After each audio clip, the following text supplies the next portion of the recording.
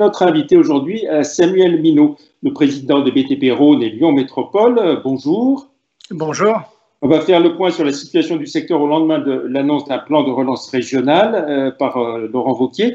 Mais tout de suite, coup de projecteur sur le projet Macaire, ce respirateur artificiel à bas coût créé en mode start-up par le CHU de Nantes avec un collectif de 250 entrepreneurs, industriels et chercheurs. Un projet rondement mené en un mois à peine qui associe le CEA, le Commissariat à l'énergie atomique de Grenoble, avec le soutien de la région Auvergne-Rhône-Alpes, et dont la production sera assurée par la société lyonnaise SEB, ainsi que par Renault. Coût unitaire de ce respirateur, moins de 1 000 €, à comparer avec les 45 000 € d'une machine conventionnelle. Ne manque plus que le feu vert de l'ANSM, l'Agence nationale de sécurité du médicament et des produits de santé, à l'issue des essais cliniques pour enclencher la fabrication qui pourrait se monter à plusieurs centaines par jour très prochainement et intéresser bien sûr évidemment tous les hôpitaux en France mais aussi à l'international. On retrouve donc notre invité, Samuel Minot. Bonjour.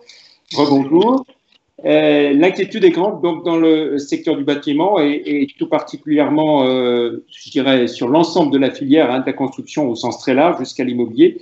Est-ce que le plan de relance régionale présenté hier par Laurent Wauquiez en présence de Jacques Chanu, le président de la FFB, vous a en partie rassuré? Oui, bien sûr, je crois que c'est un signe qu'on attendait d'un certain nombre de maîtres d'ouvrage, de donneurs d'ordre, de pouvoir aider la filière en considérant que les surcoûts liés à la mise en place de toutes les mesures sanitaires puissent être prises en charge par l'ensemble des acteurs de la filière. Et en l'occurrence, il se comporte comme un maître d'ouvrage responsable qui a compris les prérogatives. Et effectivement, ce budget important à l'échelle de la région qui est de 15 millions d'euros pour rémunérer et aider les entreprises à adapter leurs méthodes est un très bon signe, en tout cas une démarche exemplaire d'un maître d'ouvrage que nous espérons voir se reproduire auprès de bon nombre d'autres maîtres d'ouvrage. Alors on rappelle les grandes lignes de ce plan, il y a à la fois 100 000 masques pour les entreprises du bâtiment, les TPE, celles de moins de 20 salariés, en considérant que les grandes entreprises peuvent elles-mêmes se débrouiller pour fournir des masques à leurs salariés. 15 millions d'accompagnement pour les surcoûts liés à la reprise des chantiers, et puis 150 millions d'euros de financement de la région pour des chantiers sur l'ensemble du territoire. C'est bien ça? Oui, c'est bien ça, et c'est vrai que les deux autres, alors bien sûr les masques sont utiles. Je rappelle que le nombre de salariés du BTP dans le Rhône, c'est 50 000 salariés, donc c'est vrai que cet effort de 100 000 masques à destination plutôt des petites entreprises est un bon signe, même si ça restera insuffisant pour pouvoir accompagner toute la reprise. C'est en tout cas un très bon signe et ça va être un catalyseur pour pouvoir reprendre les chantiers. Et ensuite, aider les collectivités, c'est fondamental parce que nous nous retrouverons confrontés à un décalage des élections municipales pour un certain nombre de communes et la constitution d'un certain nombre d'intercommunalités et que, bien sûr, les effets collatéraux de cette crise va empêcher pas mal d'engager un certain nombre de travaux parce que la baisse des revenus fiscaux va baisser aussi. Donc de pouvoir de pouvoir bénéficier de cette aide de la région auprès des collectivités va permettre d'avoir une certaine continuité de l'appel d'offres et de permettre de lancer des projets. Est-ce qu'il y a encore beaucoup de chantiers, Samuel Minot? La sécurité des compagnons n'est pas encore garantie et qui ne peuvent pas reprendre donc de ce fait? Alors si, je crois que le guide de bonne pratique de l'EPP-BTP qui est paru le 3 avril a permis de cerner l'intégralité des situations de travail et aujourd'hui nous avons des réponses à l'ensemble des situations de travail pour faire travailler nos compagnons dans de bonnes conditions. Il manque un petit peu de matériel, on l'a évoqué tout à l'heure, un peu de masques, un peu de gants, un petit peu de matériel, mais tout ça est en train de se résorber progressivement, donc on a les solutions. Maintenant, il reste un problème majeur, c'est la problématique de la prise en charge de ces surcoûts liés aux règles sanitaires. Et là, c'est la période des moments tests, c'est les chantiers tests, on est en train d'évaluer ces surcoûts pour pouvoir reprendre les chantiers dans de bonnes conditions sanitaires, c'est la priorité de nos entrepreneurs. Et ensuite, de pouvoir dire, tout ça, toutes ces mesures, combien ça coûte et qui prend en charge. Cette enveloppe de 15 millions que la région s'est engagée à apporter, selon vous, ça absorbe quelle part de ces surcoûts?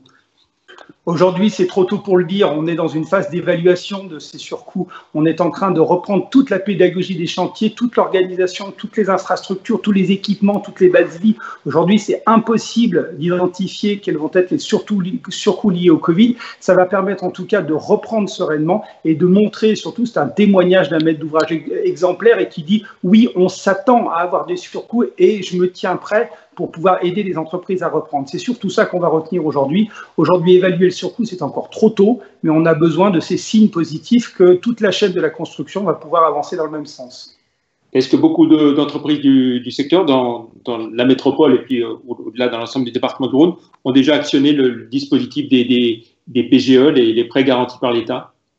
Alors, il y a des situations très différentes d'une entreprise à une autre. Vous l'imaginez bien qu'il y a des entreprises qui rentrent dans cette période après des années compliquées, avec des années de suite de crise de 2009 qui n'est encore pas épongée, et des entreprises qui sont en meilleure santé. En tout cas, l'arsenal qui a été mis en place par le gouvernement à travers le report des échéances fiscales, sociales, à travers le report des échéances bancaires, à travers effectivement les prêts garantis par l'État qui peuvent donner un petit peu d'air dans les trésoreries, ont permis quand même aux entreprises aujourd'hui de passer ces quelques mois de trésorerie. Mais dans la grande inquiétude, c'est l'exploitation des entreprises, c'est-à-dire est-ce qu'elles vont être en capacité de générer du résultat, c'est-à-dire plutôt éviter d'en perdre trop.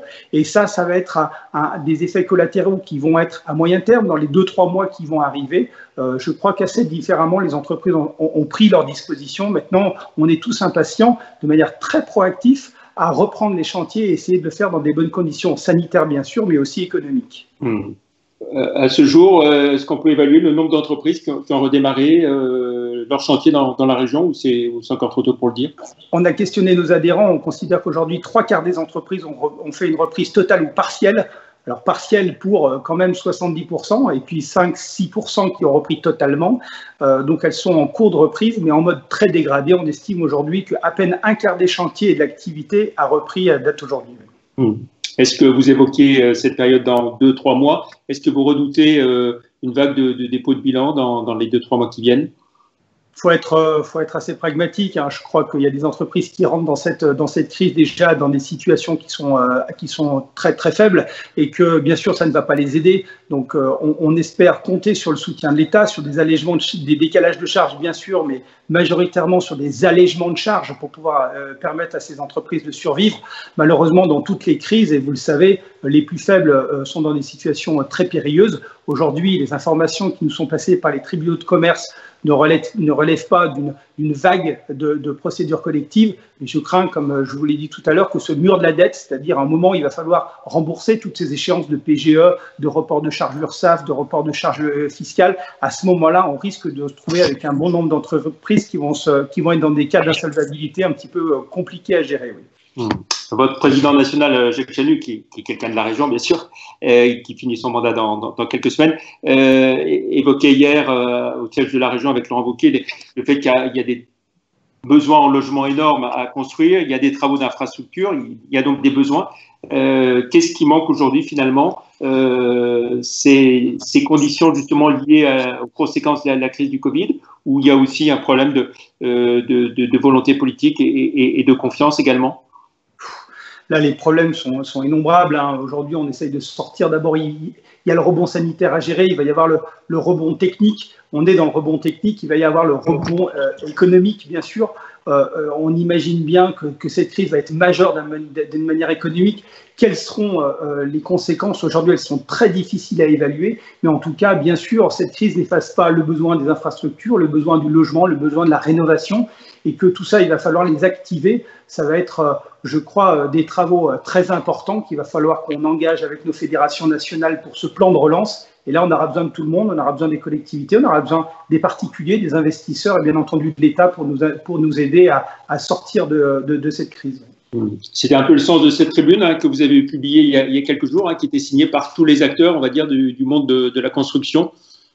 Oui, le BTP, c'est pas loin de 10% du PIB de la France, donc on ne peut pas considérer ce secteur comme un secteur amoindri, et notamment qui génère 2 millions d'emplois directs sur le territoire. Donc, que le BTP, c'est 2 millions d'emplois sur le territoire. Donc, bien entendu, si on veut sortir de cette crise et redynamiser l'économie, il va falloir massivement injecter des ressources pour que le BTP soit aussi un facteur clé de succès de la sortie de cette crise.